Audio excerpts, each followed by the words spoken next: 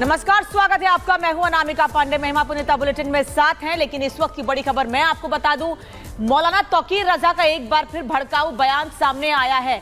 मौलाना तौकीर रजा महाराष्ट्र के औरंगाबाद में मुसलमानों को भड़काते उकसाते दिख रहा है। तौकीर रजा ने क्या लोगों को हिंसा के लिए भड़काया? यह सवाल इसलिए क्योंकि वो मुसलमानों को इकट्ठे होने के लिए कह रहा है और कई ऐसी बातें कही हैं जिस पर आपत्ति दर्ज कराई जा रही है। क्या कहना है मौलाना तौकीर रजा का, सुनिए।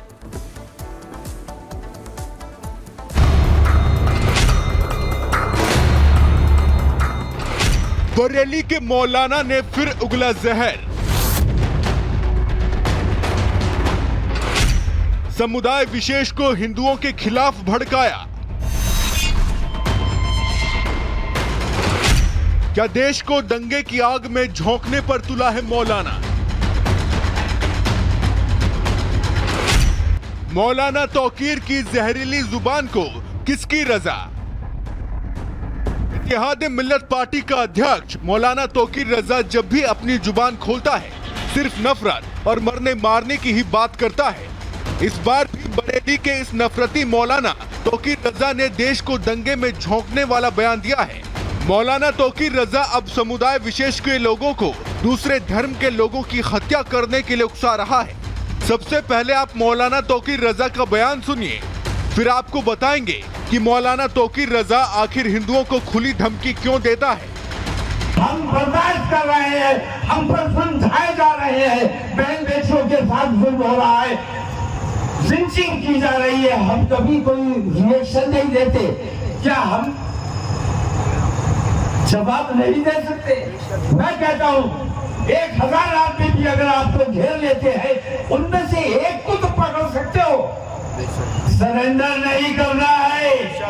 अगर तुम पर हमला कोई करने आए तो सबको कुछ ना कर सको, एक को पकड़ लो, सब तुम्हें मारते रहे, तुम उस एक को तब तक मारो जब तक लोग मर ना जाए। अपनी हिफाजत करने का हमें अख्तियार है। अब आपको मौलाना तौकीर रजा का वो बयान भी सुनाते हैं जो उसने 2 दिन पहले दिया था। सुनिए मौलाना कैसे भड़का रहा है, आरएसएस को आतंकी संगठन बता रहा है। देश के एक हिस्से को नुकसान पहुंचाना, उसे कमजोर करना, उसके साथ जाति करना, ये देशद्रोह है और ऐसे प्रधानमंत्री को अपनी जिम्मेदारी कबूल करते हुए अपने पद से त्यागपत्र देना चाहिए। ये मांग लेकर हम इंशाल्लाह दिल्ली में बहुत जल्द धरना करने जा रहे हैं। और इस किस्म के जो वाकयात होते हैं, रसूल आज़म की शान में गुस्ताखी होती है, कुरान की बेहुरमती की जाती है, ये तमाम चीजें जो है ये प्लान है। मुसलमानों को मसरूफ रखने की कोशिश है कि मुसलमान बिजी रहे। भड़काऊ मौलाना के भड़काऊ बयानों की फहरिस्त यहीं खत्म नहीं होती। ऐसे कई मौके आए जब मौलाना तौकीर रजा खुले मंच से भड़काऊ बयान देकर लोगों को भड़का चुका है। लेकिन अब जिस तरह से मौलाना समुदाय विशेष को भड़का रहा है, उससे वो फिर से सुर्खियों में आ गया है और यही मौलाना तौकीर रजा चाहता भी है। मौलाना तौकीर रजा प्रधानमंत्री नरेंद्र मोदी के खिलाफ एक तरफ जहां दिल्ली में धरना देने की बात कहकर मुसलमानों के हक के लिए कानूनी लड़ाई लड़ने की बात कर रहा है, तो वहीं समुदाय विशेष को भड़काकर देश में दंगे भड़काने का भी प्लान बना रहा है। Bureau report, Republic Bharat.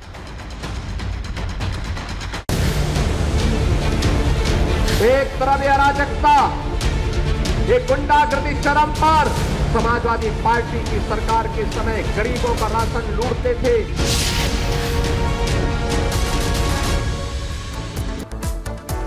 चलिए आगे बढ़ते हैं और अब बात कर लेते हैं लाल टोपी नकली नोट। ये इसलिए कहा जा रहा है क्योंकि उत्तर प्रदेश के कुशीनगर में समाजवादी पार्टी के नेता की गिरफ्तारी हुई है और गिरफ्तारी इसलिए हुई है क्योंकि नकली नोट चलाने वाले जिस गिरोह का पर्दाफाश किया है उसमें समाजवादी पार्टी के नेता का भी हाथ है। ये तस्वीर आपको दिखा रहे हैं सपा नेता रफीक खान, जिसकी गिरफ्तारी हुई है और गिरफ्तारी की वजह यही हुई है कि जिस गिरोह का पर्दाफाश हुआ है, जिस गिरोह का खुलासा हुआ है, उसमें सपा नेता का भी हाथ है और बताया ये जा रहा रहा है कि जो रफीक खान है वो इस गिरोह को चलाता था, सरगना था, जिसकी गिरफ्तारी हो चुकी है। यही नहीं, आपको ये भी बता दें कि यूपी पुलिस ने जाली नोट चलाने वाले गैंग के खिलाफ ऑपरेशन चलाया और एनकाउंटर के बाद 10 आरोपियों को गिरफ्तार किया है, जिसमें 2 सपा नेता भी शामिल हैं। पुलिस ने 5 लाख से ज्यादा जाली करेंसी को बरामद किया है और आरोपियों से पिस्टल, कारतूस, चोरी की कार और देसी बम भी बरामद हुआ है।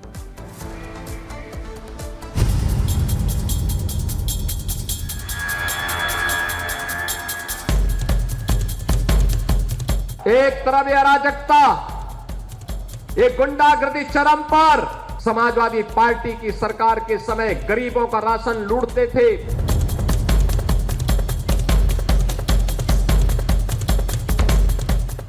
हत्या हो, लूट हो या महिलाओं से अपराध का कोई केस हो या फिर दूसरा जघन्य अपराध, हर जगह सपा का कोई ना कोई कनेक्शन सामने आ ही जाता है। ऐसा हम नहीं कह रहे हैं, बल्कि खबरें और आंकड़े कुछ इसी तरफ इशारा कर रहे हैं। खुद प्रदेश के मुखिया आए दिन अपराधियों के साथ सपा कनेक्शन को लेकर हमले करते रहते हैं। नया मामला यूपी के कुशीनगर का है, जहां जाली नोट का कारोबार करने वाले एक बड़े अंतर्राष्ट्रीय गिरोह का पर्दाफाश हुआ है। कैमरे के सामने हाथ जोड़कर गुनाहों से तौबा करने वाले इन बदमाशों को गौर से देखिए। ये बदमाश भारत की अर्थव्यवस्था को खोखला करने में लगे हैं। नकली भारतीय रुपयों का कारोबार करके ये बदमाश देश के खिलाफ बड़ी आर्थिक क्षति की साजिश रच रहे थे। इन बदमाशों का गिरोह यूपी और बिहार के बॉर्डर इलाकों में सक्रिय था। यही नहीं, इस गिरोह के तार सीमा पार नेपाल से भी जुड़े हैं। इस कार्रवाई में पुलिस ने 10 शातिर अभियुक्तों को गिरफ्तार किया। उनके कब्जे से भारी मात्रा में नकली नोट और हथियार बरामद किए गए। लेकिन इस गिरफ्तारी में सबसे दिलचस्प बात आरोपी मोहम्मद रफीक खान उर्फ बबलू का नाम है। रफीक खान समाजवादी लोहिया वाहिनी का राष्ट्रीय सचिव है। बताया जा रहा है कि जाली नोटों का ये गोरख धंधा उसी की सरपरस्ती में चल रहा था। लेकिन रफीक ये समझने में देर कर चुका था कि वो यूपी में है और यहाँ अपराध की एक ही सजा है। ये जितने भी है, चाहे कहीं से भी जुड़े हो, लेकिन ये अपराध में पकड़े गए हैं। इनका आपराधिक इतिहास है और ऐसे अपराधियों के खिलाफ कड़ी कार्रवाई की जाएगी। और आगे भी इसमें कोई भी लोग हो, चाहे कहीं से भी जुड़े हुए हो, कोई भी इनका बैकग्राउंड हो, अगर वो अपराध में लिप्त हैं, अगर गैंग में लिप्त हैं, इस तरीके का कृत्य करते हैं जाली नोट अवैध असला में, तो इन सभी को पकड़ के रगड़ के जेल भेजा जाएगा। इस कार्रवाई के बाद से एक बात तो तय है कि यूपी में अपराध और अपराधियों का एक ही हश्र है। या तो वो सलाखों के पीछे रहेंगे या फिर पुलिस की गोली का शिकार बनेंगे। गुंडों, बदमाशों के वो दिन अब लग चुके हैं जब वो राजनीतिक आश्रय तलाश कर अपने जुर्म के काले साम्राज्य को सरकार के समानांतर चलाया करते थे। Bureau report, Republic Bharat.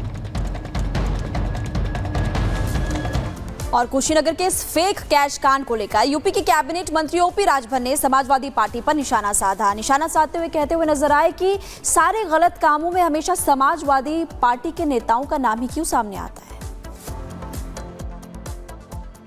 हर मामले में सपा नेता क्यों आ रहे हैं?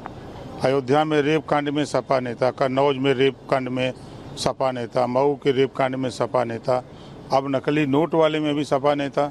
हर काम सपा नेता करते हैं। दुर्भाग्य है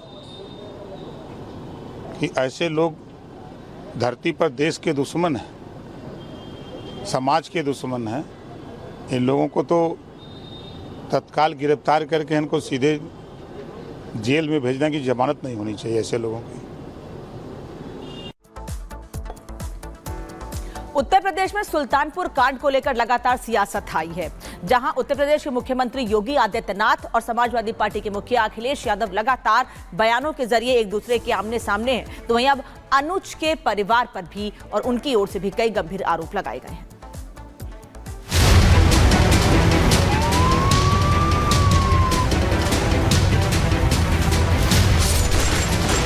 यादव जी का इच्छा तो पूरी हो गई, कम से कम ठाकुरों का इनकाउंटर करके उनकी इच्छा की पूर्ति तो हो गई। अनुज सिंह के पिता जो कह रहे हैं, क्या अखिलेश वही चाहते थे कि यादव का एनकाउंटर हुआ तो ठाकुर का भी हो? क्या सियासत इतनी प्यासी हो गई कि किसी का खून पीकर ही उसे शांति मिलेगी? क्या अपराध में जाति का जहर मिलाकर हमारे सियासतदान चैन की सांस लेते हैं? क्योंकि यूपी के सुल्तानपुर में डकैती के आरोपी मंगेश यादव का एनकाउंटर हुआ तो खूब बखेड़ा खड़ा हुआ। योगी सरकार पर सवाल उठे। अब डकैत अनुज सिंह मुठभेड़ में मारा गया तो अखिलेश की पार्टी इसे जाति संतुलन बताने में लगी है। कि जिसने अपराध किया है उसके लिए अदालतें हैं, पुलिस फोर्स पूरे तैयारी करे, प्रोसिक्यूशन की तैयारी करे, चार्जशीट दायर करे और जो सजा बनती है किसी के भी बारे में वो होना चाहिए। ये बैलेंस करने का जो उत्तर प्रदेश पुलिस ने काम किया है, हम उनको दोबारा बता देना चाहते हैं कि हम फेक इनकाउंटर्स के खिलाफ हैं। समाजवादी पार्टी अखिलेश यादव जी जिस तरह से मंगेश यादव के एनकाउंटर को फेक बता रहे थे, उस तरह अनुज सिंह के एनकाउंटर पे वो उतने नहीं तिलमिला रहे हैं, उतना उन्हें दर्द नहीं हो रहा है। क्या ये सच है कि अखिलेश को जितनी दिक्कत मंगेश यादव के मारे जाने पर हुई वो अनुज सिंह के एनकाउंटर पर नहीं हो रही है? क्योंकि बयान तो उनका आया है मगर वो धार नहीं थी। हाँ, औपचारिकता और सियासी विरोध जरूर नजर आया। एक डकैती, 2 एनकाउंटर और अखिलेश के 2 तरह के बयान। मंगेश यादव पर अखिलेश ने कहा था कि नकली एनकाउंटर में जाति देखकर उनकी जान ले ली गई। वहीं अनुज सिंह के एनकाउंटर पर अखिलेश ने कहा कि किसी का भी फर्जी एनकाउंटर नाइंसाफी है। इन बयानों और मौके की नजाकत तो देखकर सवाल उठता है कि एनकाउंटर पर बैलेंसिंग पॉलिटिक्स कौन कर रहा है, योगी या फिर अखिलेश?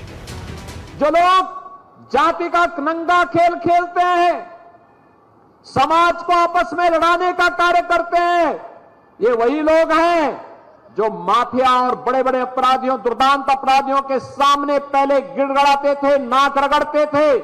आज जब प्रदेश विकास की एक नई धारा के साथ आगे बढ़ रहा है तो उन्हें विकास अच्छा